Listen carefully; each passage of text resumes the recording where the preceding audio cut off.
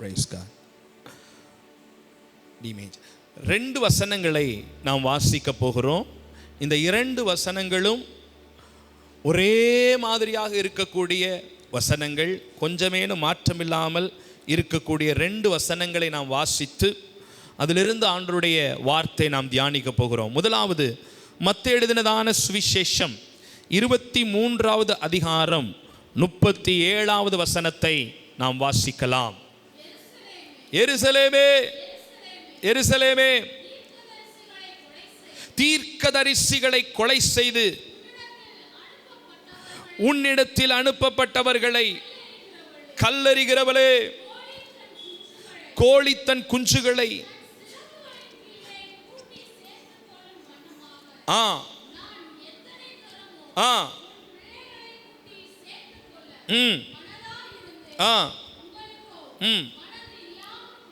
இன்னொரு வசனத்தை வாசித்து விடலாம். லூக்கா எழுதினதான சுவிசேஷம் 13வது அதிகாரம் 34வது வசனம். எருசலேமே, எருசலேமே, தீர்க்கதரிசிகளை கொலை செய்து உன்னிடத்தில் அனுப்பப்பட்டவர்களை கல்லெறிகிறவளே, கோழி தன் குஞ்சுகளை தன் சிறகுகளின் கீழே கூட்டி சேர்த்து கொள்ளும் வண்ணமாக நான் எத்தனையோ தரம் உன் பிள்ளைகளை சேர்த்து கொள்ள மனதாயிருந்தேன், உங்களுக்கோ மனதில்லாமற் போயிற்று.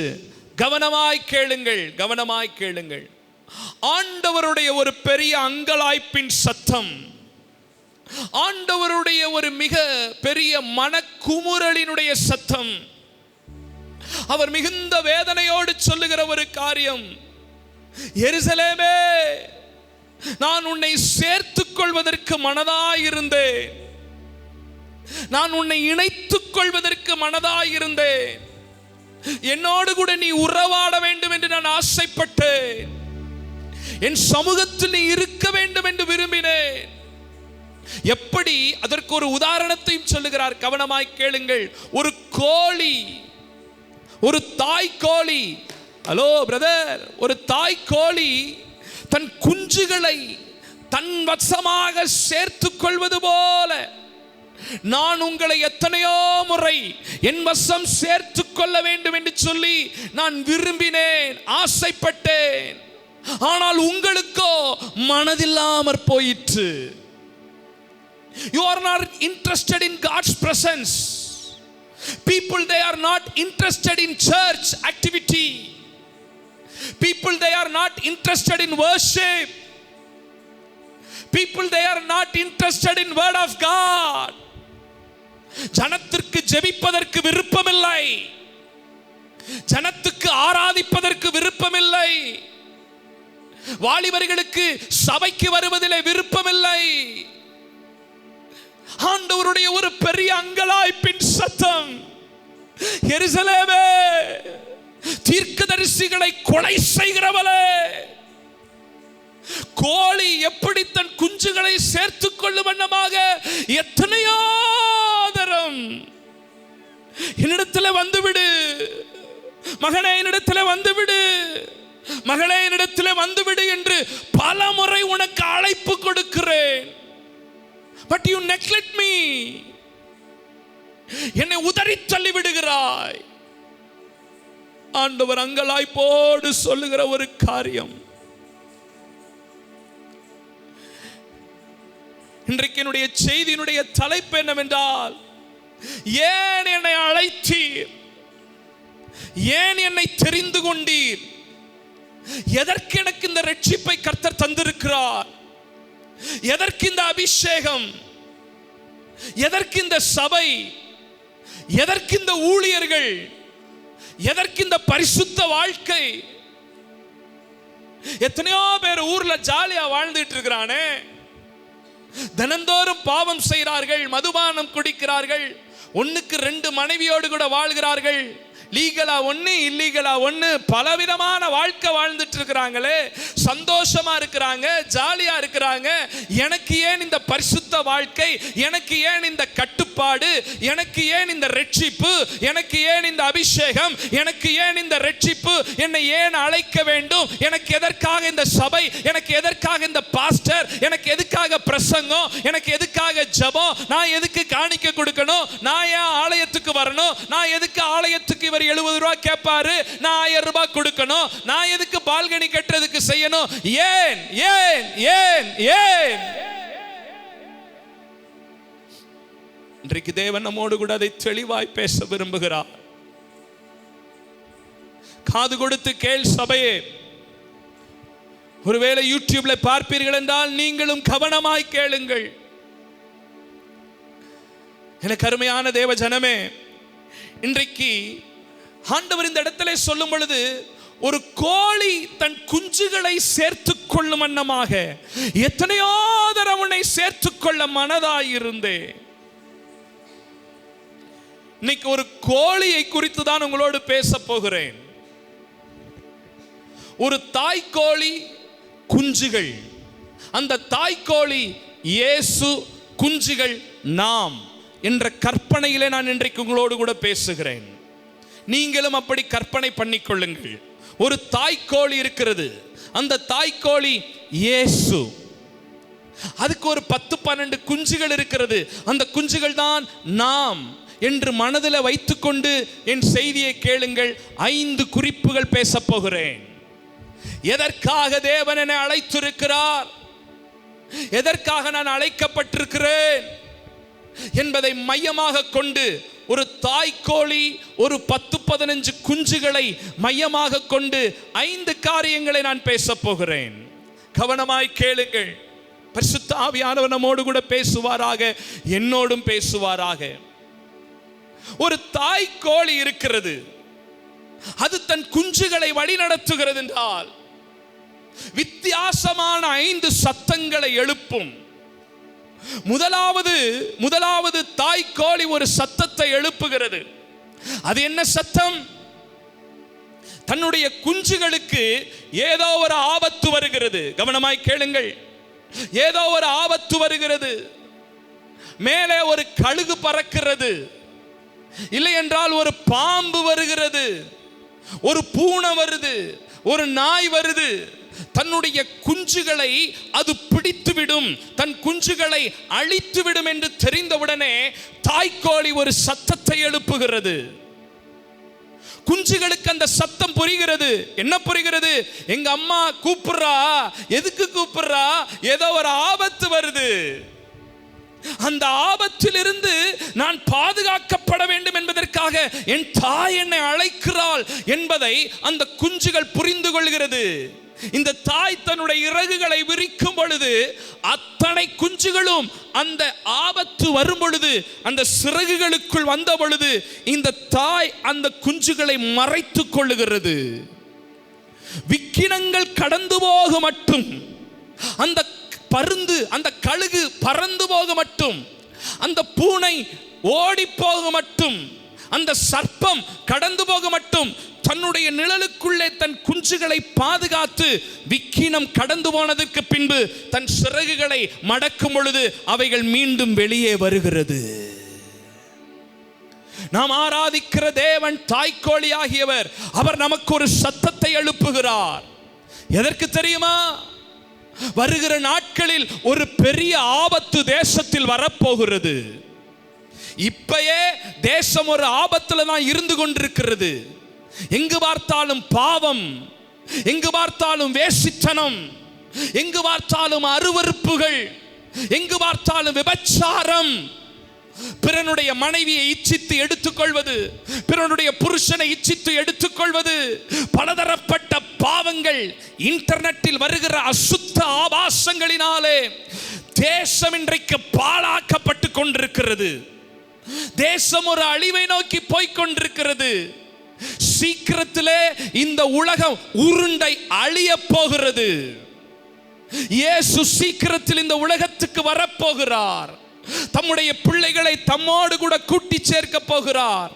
பாவம் செய்கிறவர்கள், அசுத்தம் செய்கிறவர்கள், ரட்சிக்கப்படாதவர்கள், ஞானஸ்நானம் எடுக்காதவர்கள் கைவிடப்படுவார்கள். அந்தி கிறிஸ்துவினுடைய ஆதிக்கம் நடைபெறும். அதன் பின்பு கந்தகமும் அக்கினியும் எரிகிறதான அக்கினி கடலிலே தள்ளப்படுவார்கள். இப்படி ஒரு பெரிய ஆபத்து வரப்போது. அதுக்கு முன்னாடி சபைக்குள்ள வந்துருங்க, சபைக்குள்ள வந்துருங்க, கர்த்தருக்குள்ள வந்துருங்க அப்படின்னு இறகுகளை விரித்து ஜனங்களை கூப்பிட்டா நம்மளை பார்த்து லூசு பயலுக, முட்டா பயலுக, சர்ச்சில் ஆள் சேர்க்கறதுக்காக கூப்பிடுறாங்க, சேர்லாம் காலியா இருக்குல்ல நம்மளை உட்கார வைக்கிறதுக்காக கூப்பிடுறாங்க அப்படின்னு நம்மளை பத்தி நினைக்கிறாங்க. ஒரு நாள் வரும், ஒரு நாள் வரும், அன்றைக்கு நான் சொன்னதை உன் காதுல கர்த்தர் விளங்க பண்ணுவார். இந்த வேதத்தில் இயேசு வருவதற்கு முன்பாக என்னென்னலாம் நடக்கும் என்று சொன்னாரோ அத்தனை காரியமும் நடந்து கொண்டிருக்கிறது. 4 வருடங்களுக்கு முன்பாக வந்ததான கோவிட் அதற்கு ஒரு காரணம். நான் சொல்றதெல்லாம் கம்மி. அடுத்த மாசம் 29ஆம் தேதி ஒருத்தர் வந்து சொல்லுவார் பாருங்க, வண்டியா சொல்லுவாரு. அப்பத்தான் உங்களுக்கு புரியும். 2.5 மணி நேரம் பேசுவாரு, பாம் பிளாஸ்டா பேசுவாரு. நான்லாம் கொஞ்சம் பேசுறேன், அவர் இந்த சப்ஜெக்ட்ல கரகண்ட மனுஷன். நல்லா கவனிங்க பிரதர், இயேசு சீக்கிரம் வரப்போறார் பிரதர், நரகத்துக்கு போயிடாதீங்க. இயேசு சீக்கிரம் வரப்போறார் சிஸ்டர், நரகத்துக்கு போயிடாதீங்க. சபைக்கு ஏன் சபை எதற்காக எனக்கு இருக்கிறது? சபைக்கு வந்தா கைகால் சுகம் கிடைக்கும், சபைக்கு வந்தா நிம்மதி கிடைக்கும், சபைக்கு வந்தா காணிக்க காசு கிடைக்கும், சபைக்கு வந்தா பொண்ணு கிடைக்கும், சபைக்கு வந்தா மாப்பிள்ளை கிடைக்கும், சபைக்கு வந்தா நல்ல கொட்டாய் வரும், தூங்கலாம். இதெல்லாம் 2வது. சபைக்கு வந்தா உன் உசுறு பாதுகாக்கப்படும், உன் ஆத்துமா பாதுகாக்கப்பட்டு பரலோகம் வருவே. அத மனசுல வச்சுக்கிட்டு சபைக்கு வரணும், அத மனசுல வச்சுக்கிட்டு சபைக்கு வரணும், அத மனசுல வச்சுக்கிட்டு சபைக்கு வரணும். அல்லேலூயா, அல்லேலூயா. புரிஞ்சுங்களா? புரிஞ்சுங்களா? ஒரு நாள் வரப்போகுது, ஏசப்பா வரப்போறாரு. எனக்கெல்லாம் வர வர ரொம்ப பயமா இருக்கு, வர வர ரொம்ப பயமா இருக்கு. இயேசு சீக்கிரம் வந்துருவாரு, இயேசு சீக்கிரம் வந்துருவாரு, இயேசு சீக்கிரம் வந்துருவாரு. மனம் திரும்புடா, மனம் திரும்புடா, தப்பு பண்ணாத, பாவம் செய்யாத. அன்னைக்கு அப்படித்தான் 2000 வருஷத்துக்கு முன்னாடி ஒரு கிழட்டு பைய பிரசங்கம் பண்ணா, இயேசு சீக்கிரம் வர்றாரு, பேழைக்குள்ள வந்துரு, பேழைக்குள்ள வந்துரு, பேழைக்குள்ள வந்துருன்னு சொன்னா. ஆனா ஊருக்காரங்களாம் லூசு பைய, இவன் லூசு பைய, இவன் என்னத்தையோ சொல்லிக்கிட்டு இருக்கிறான் அப்படின்னு சொன்னாங்க. ஆனா அந்த கிழவனும் அவனுடைய மனைவியும் அவனுடைய 3 பிள்ளைகள் சேம் காம் யாபேத்தும் அவருடைய 3 மருமக்கள் மாத்திரம் பேழைக்குள் போனதினாலே தப்புவிக்கப்பட்டார்கள். முழு உலகமும் அழிக்கப்பட்டது உண்மையானால். இன்றைக்கு கர்த்தருடைய ஒரு பெரிய அழைப்பின் சத்தம். எதுக்கு பாஸ்டர் சர்ச்சு கட்டுறீங்க? எதுக்கு பாஸ்டர் பால்கனி கட்டுறீங்க? இதுவே நரம்பலையே, உங்களுக்கு எதுக்கு பால்கனி? எதுக்கு இடங்களை வாங்குறீங்க? எதுக்கு கிளை சபைகளை உருவாக்குறீங்க? எங்களுக்கு சொத்து சேர்க்கவா? எங்களுக்கு என்ன ப்ராப்பர்ட்டி சேர்க்கவா? இல்லவே கிடையாது. இது அனைத்தும் தேவனுடைய ராஜ்யம், தேவனுடைய ராஜ்யம். அடுத்தடுத்த தலைமுறைகள், அடுத்தடுத்த ஜனங்கள் எழும்புவார்கள், ரட்சிக்கப்படுவார்கள், பரலோகம் வருவார்கள். ஒரு கூட்டம் அது தேவனுக்காக எழும்பும்.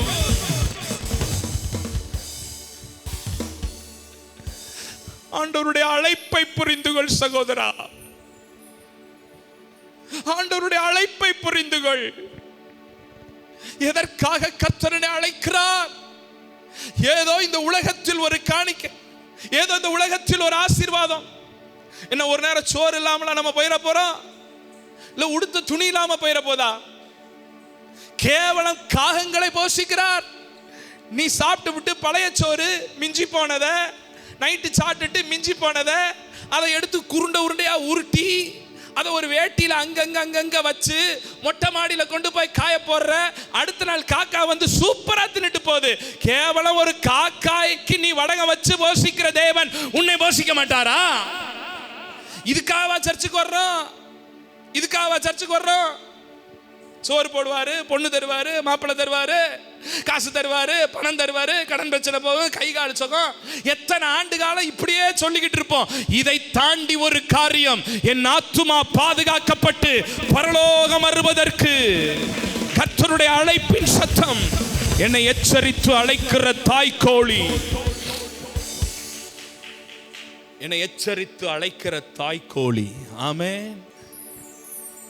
தாய்க்கோழி ஒரு சத்தம் கொடுக்குது. நீங்க அந்த சத்தம் கொடுங்க பாசன்னா, நான் ஒன்றும் மிமிக்ரி ஆர்டிஸ்ட் இல்லை.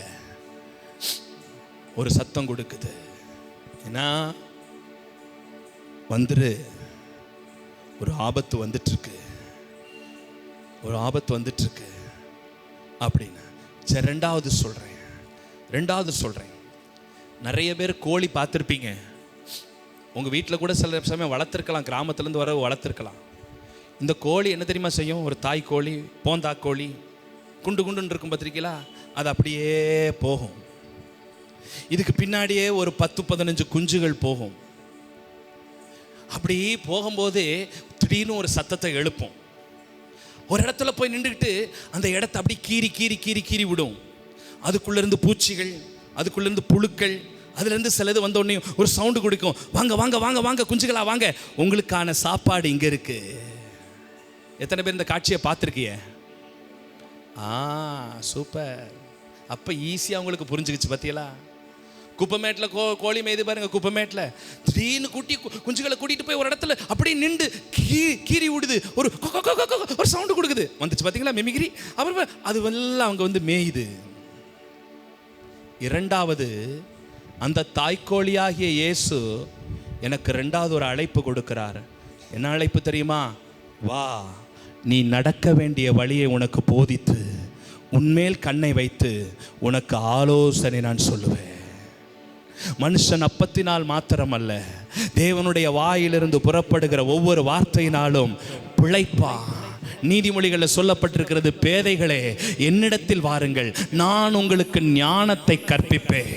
வழிப்போக்கரே என்னிடத்தில் வாருங்கள், ஜீவ மார்க்கத்தை நான் உங்களுக்கு அறிவிப்பேன். எதற்கு சபை இருக்கிறது? எதற்கு கூட்டங்கள் இருக்கிறது? ஜீவ மார்க்கத்தை எனக்கு கற்பித்து நீதியின் பாதையிலே எனக்கு போஷாக்கு கொடுத்து என்னை பரலோகம் கொண்டு போவதற்கு அல்லவா சபையை கர்த்தர் கொடுத்திருக்கிறார். Church is a place of feeding. என்னை போஷிக்கிற தகப்பன்.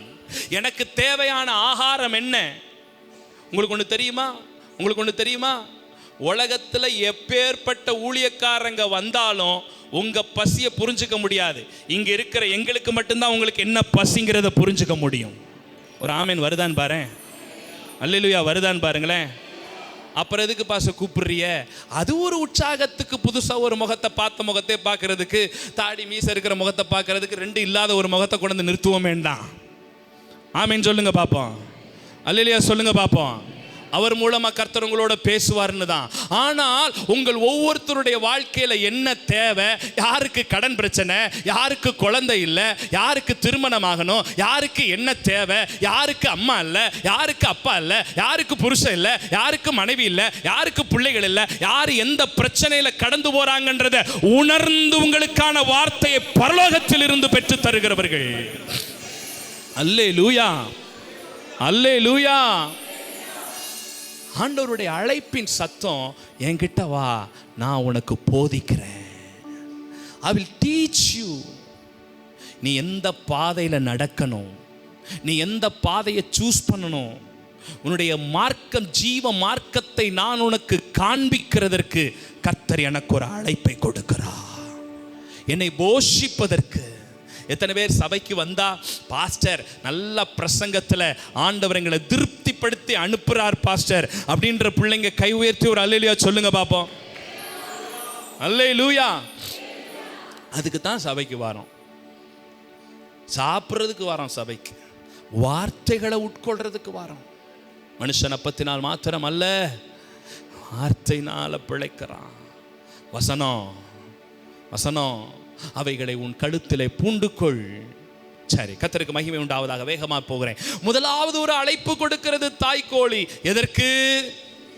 எச்சரித்து பாதுகாப்பதற்கு. வரப்போகிற ஆபத்துகள், வரப்போகிற கொடிய காரியங்களுக்கு எச்சரிப்பு கொடுக்கிறது தாய்க்கோழி. இரண்டாவது தாய்க்கோழி எதற்கு ஒரு சத்தம் எழுப்புகிறது? போஷிப்பதற்காக, தன் குஞ்சுகளுக்கு தேவையான ஃபீடிங், தேவ பிள்ளைகளுக்கு தேவையான வார்த்தை என்ன என்பதை தேவ சமூகத்திலே அமர்ந்திருந்து பெற்றுக்கொண்டு ஜெபித்து உபவாசித்து என் ஜனங்களோடு இன்றைக்கு நீர் பேச வேண்டும் ஆண்டவரே. ஈஸியா பிரசங்கம் பண்றது இருக்கு, கஷ்டப்பட்டு பிரசங்கம் பண்றது இருக்கு தெரியுமா? ஈஸியா பிரசங்கம் பண்றதுக்குலாம் நிறைய புக் இருக்குது.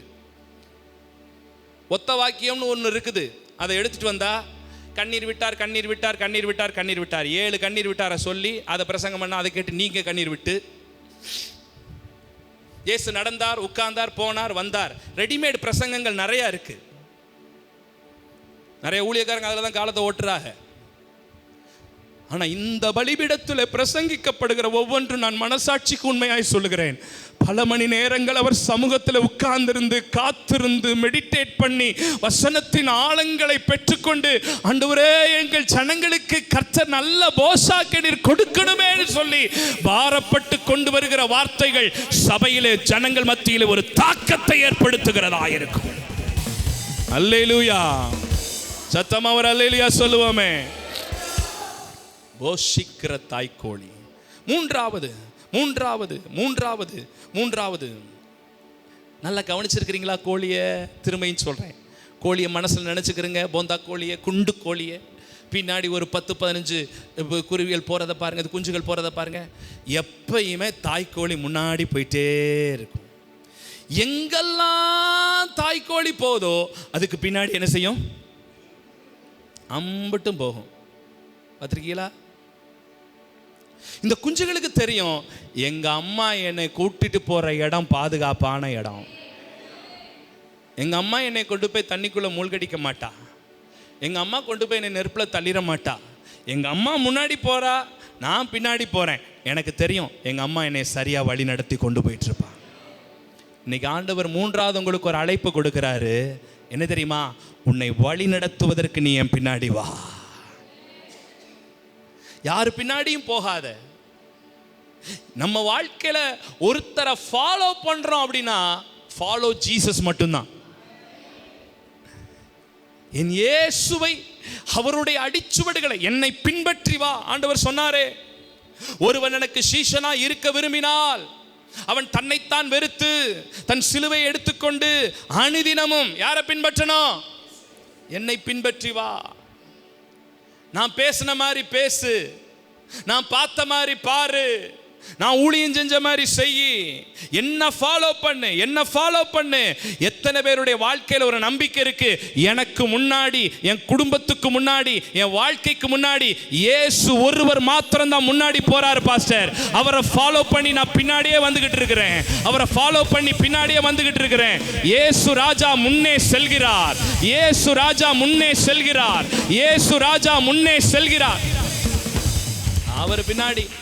அவர் பின்னாடி போனா ஒருபோதும் ஆபத்து நமக்கு கிடையாது. மோசே ஆண்டவர் சொல்றாரு, எப்பா நீ எகிப்துக்கு போகணும், பார்வோனுக்கு முன்னாடி போய் நிக்கணும். மோசே கேட்கிறாரு, ஆண்டவரே நான் எப்படிப்பா போய் நிக்க? என்னப்பா நான் போய் பேச? எனக்கு ஒரு அடையாளம் கூட இல்லையே. சிம்பிளா ஆண்டவர் ஒரு வார்த்தை சொல்றாரு, என் சமூகம் உனக்கு முன்பாக. இன்னைக்கு வரைக்கும் அதை தான் நம்ம 2 வீலர்லையும் கார்லையும் எழுதி போட்டுக்கிட்டு இருக்கிறோம்.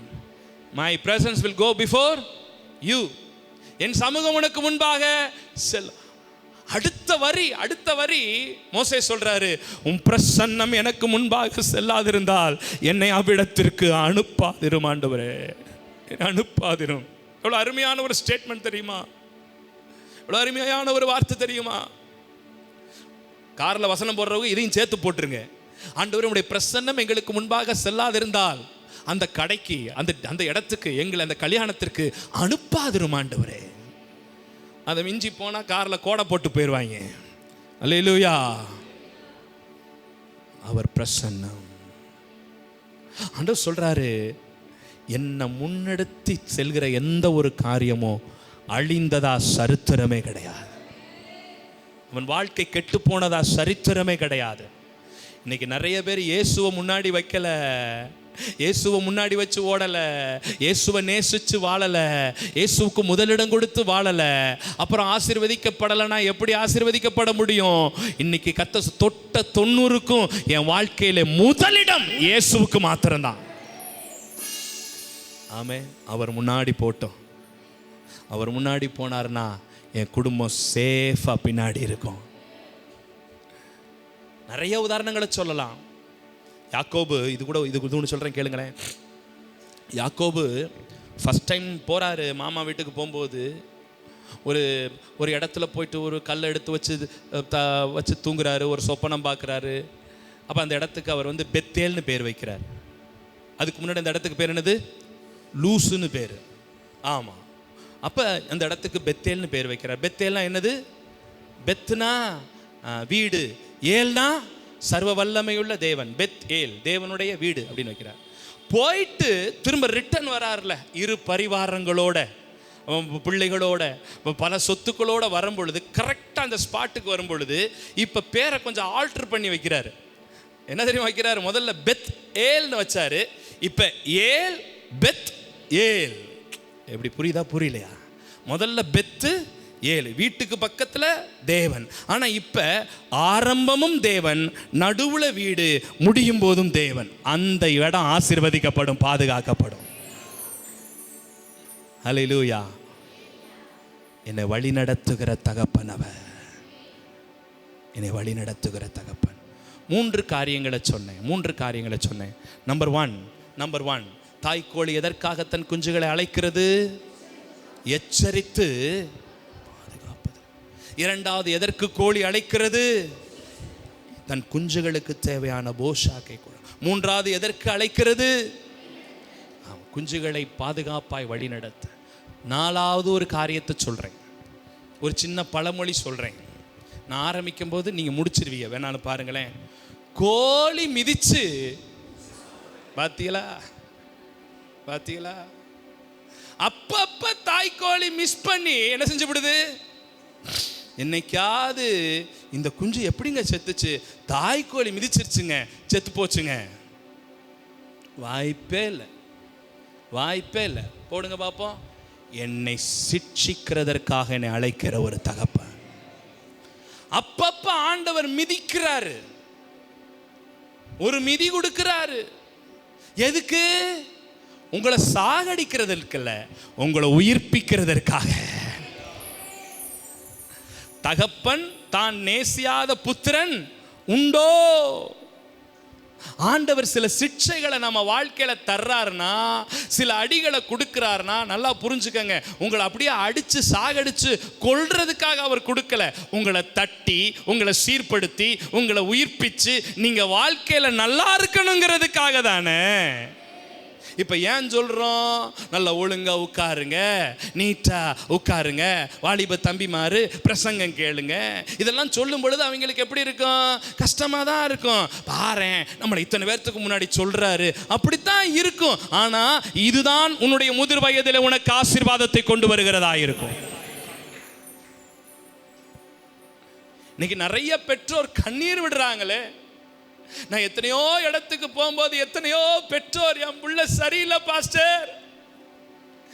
ஒரு தாய் கதறா, பாஸ்டர் என் பையன் சப்ஜெக்ட்ல இருக்கிறான் பாஸ்டர், என் பையன் சரியில்லை பாஸ்டர். ஏன் சரியில்லை?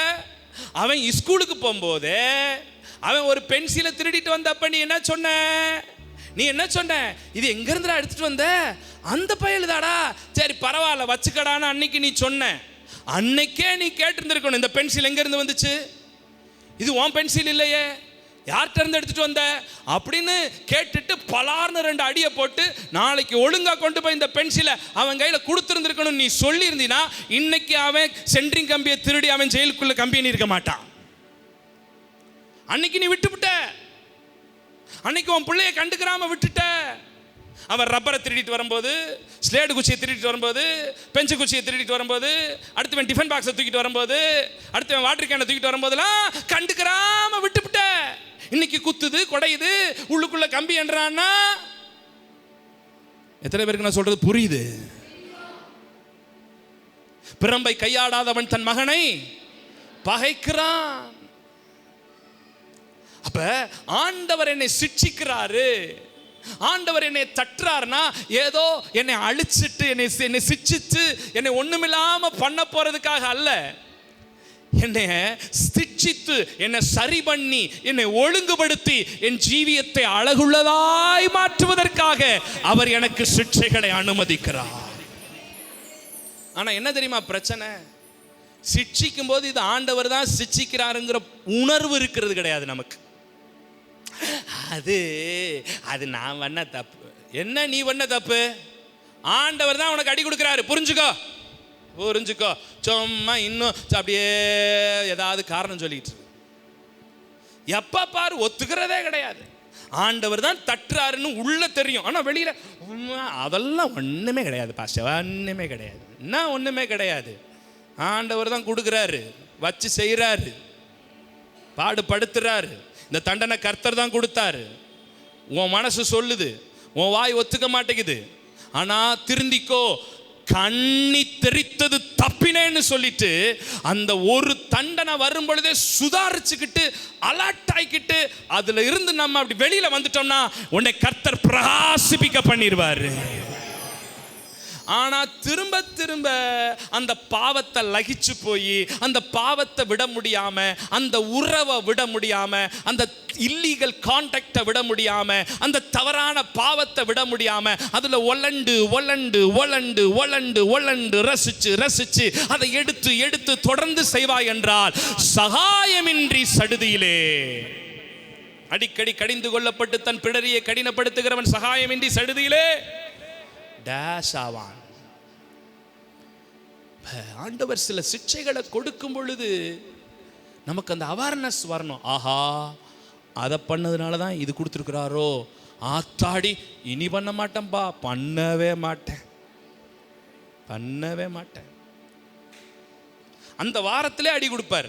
ரொம்ப லாங்காலாம் எடுத்துக்க மாட்டார். இந்த வாரம் ஞாயிற்றுக்கிழமை லீவை போடுங்க, செவ்வாய்க்கிழமையில ஒரு குடு கொடுப்பார், புதன்கிழமையில ஒரு குடு கொடுப்பார். நமக்கு ஞாயிற்றுக்கிழமை ஆராதனைக்கு போகலன்றதே மறந்து கிடக்கிறோமே, அப்புறம் எப்படி இது ஆண்டவர் கொடுத்த தண்டனைன்னு தெரியும்? புரியுதா? அப்ப அந்த உணர்வு வேணும் பிரதர். இந்த உணர்வு ஒரு சிட்சை வரும் பொழுது உடனே அவாராகணும். எஸ், இது கர்த்தர் எனக்கு கொடுக்கிறாரு. இந்த வாரம் போகல பாத்தியா, அடிச்சு போட்டார் ஆண்டவர், அடிச்சு போட்டார். டிசென்ட்ரி போதா, உடனே புரிஞ்சுக்கணும். கல்யாணத்தை மிஸ் பண்ணிட்டு போய் பிரியாணி தின்னுபிட்டு வரும்போது பீடா வேற 2 எடுத்து வாயில போட்டேனே, புடிங்கிச்சு.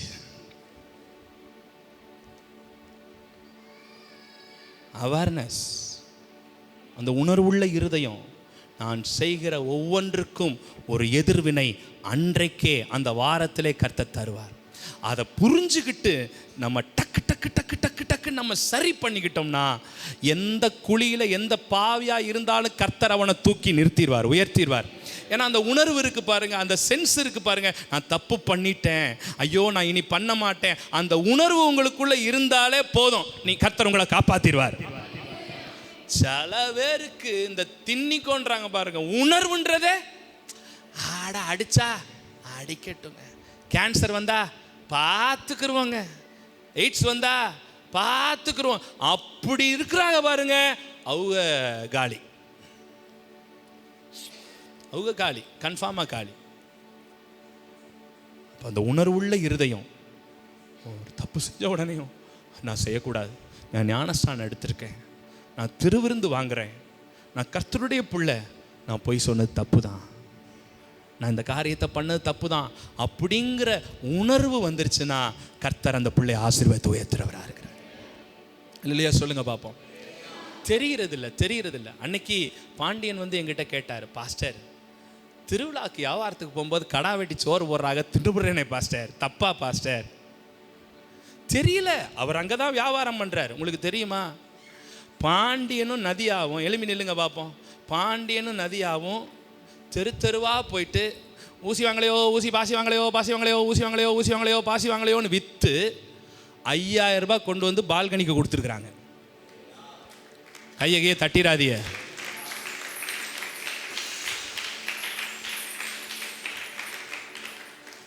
ஊசி பாசி வித்து அவங்களுக்கு ஒரு பெரிய ஆசை, எங்க இனத்து மக்கள் மத்தியில் ஒரு எழுப்புதல் வரணும். இப்ப அவங்க சொல்றாங்க, பாஸ்டர் எங்க இடம், எங்க சொந்த பட்டா இடம் இருக்கு பாஸ்டர், உங்க பேர்ல எழுதி வைக்கிறேன் பாஸ்டர், எங்களுக்கு ஒரு சர்ச்சை கட்டி அங்க இருக்கிற ஆத்துமாக்கள் எல்லாம் கூட்டி சேருங்க பாஸ்டர்.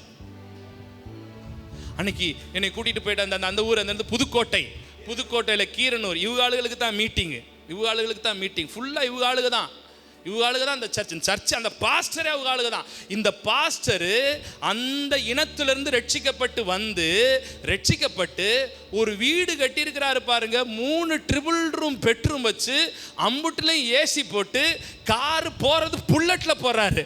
யார் பாஸ்டர் நீங்க? நான் நரிக்குறவர் இனத்திலிருந்து ரட்சிக்கப்பட்டேன், கர்த்தர் இன்றைக்கு என்னை ஆசீர்வாதமா வச்சிருக்கிறார்.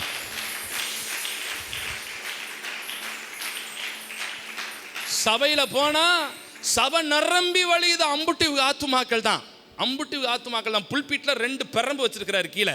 நான் எதுக்கியா குச்சி நீ கத்திக்கிட்டே இருப்பாங்க பாஸ்டர், அப்பப்ப எடுத்து காட்டணும் பாஸ்டர். ஆடாடா நல்லா இருக்க,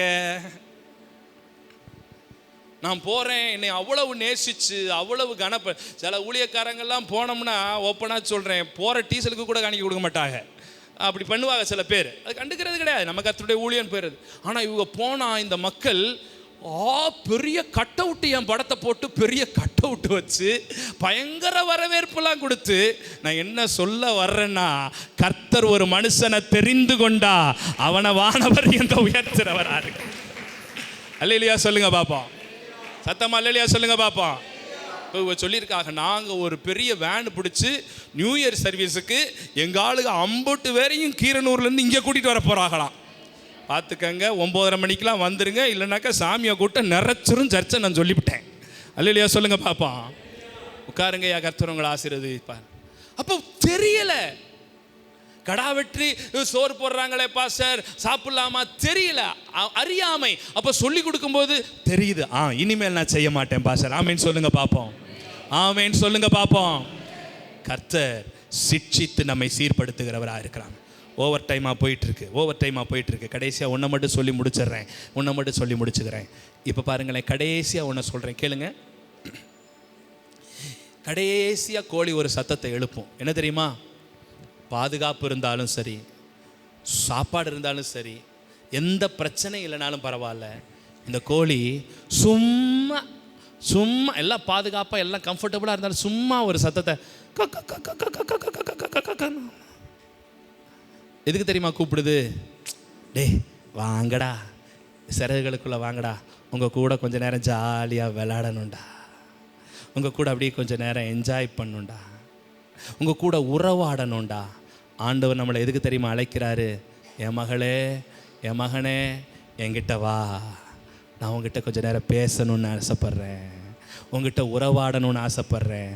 சர்ச்சுக்கு வா, உன் கூட கொஞ்ச நேரம் பிரசன்னத்தில் நிற்கணும்னு விரும்புகிறேன், ஜபத்தில் உட்காரு, உன் கூட உறவாடணும்னு விரும்புகிறேன். நம்ம உங்கள் கூட உறவாடுறதை விட இன்ஸ்டாவில் உறவாடுறது நல்லா இருக்குது, ஃபேஸ்புக்கில் உறவாடுறது நல்லா இருக்குது, ரீல்ஸை தள்ளி விட்டு பார்க்குறது நல்லா இருக்குதுன்னு நீ போறியே. வேண்டாம் மகனே, மகளே, என்னோடு கூட உறவாட வான்னு அழைக்கிற ஒரு நல்ல தகப்பனாக இருக்கிறார். சொல்கிறேன், அவரோட பழகி பாருங்க, ரீல்ஸ் உங்களுக்கு வெறுப்பை ஏற்படுத்தும். அவரோட பழகி பாருங்க, யூடியூப் உங்களுக்கு தூணு போயிடும். அவரோட பழகி பாருங்க, டிக்டாக்கு, அந்த இந்த இது எல்லாமே உலகமெல்லாம் வெறுக்குதையா, உணர்வு எல்லாம் இனிக்குதையான்னு அவர்கிட்ட பழகிறவங்களுக்கு ஐயோ மேன்மையான ஒரு அனுபவமாக இருக்கும் பாருங்க. எளிமை நிற்கலாம் அவருடைய சமூகத்தில்.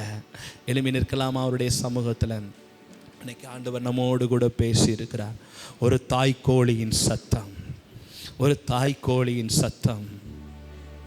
அழைக்கிற சத்தம், ஒரு தாய்க்கோழியினுடைய சத்தம். அல்லேலூயா. எந்த ஏஞ்சலும்